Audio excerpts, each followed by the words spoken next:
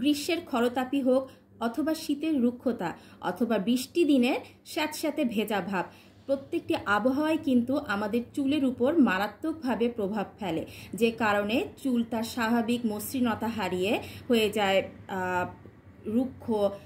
এছাড়া hair fall হতে পারে, আগা ফাটতে পারে, এমনকি চুল ড্যামেজও হয়ে যেতে পারে। তো তখন যদি আপনি চিন্তা করেন যে শুধুমাত্র একটা হেয়ার অয়েল দিয়ে আপনার কাঙ্ক্ষিত ফলাফল পাবেন, তা কিন্তু না। তখন অবশ্যই আপনার বিশেষ কয়েকটি ভালো মানের হেয়ার প্রোডাক্ট ব্যবহার করা খুব জরুরি।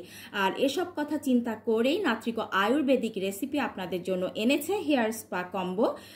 আর এগুলোর মধ্যে আপনি পাচ্ছেন যে 3টা প্রোডাক্ট একসাথে। আদা লবঙ্গ হেয়ার অয়েল, এটা ভীষণ ভালো মানের একটি হেয়ার অয়েল।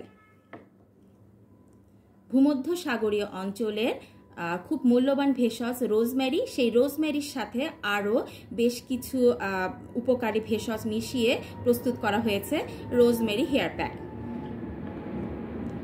আর রয়েছে হেয়ার রিভাইটালাইজিং শ্যাম্পু, এটা কিন্তু একটি সালফেট ফ্রি মাইল্ড শ্যাম্পু।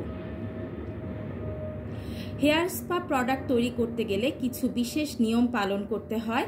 এখানে কিন্তু কোনো রকম কোনো ক্ষতিকর কেমিক্যাল দেয়া নাই। আর এখানে এই যে 3টি প্রোডাক্ট দেখতে পাচ্ছেন, এই 3টি প্রোডাক্ট আপনাদের সপ্তাহে কমপক্ষে একবার ব্যবহার করতে হবে। এছাড়া যারা অনেক ব্যস্ত থাকেন তারা মাসে অন্তত 2 থেকে 3 বার অ্যাপ্লাই করুন।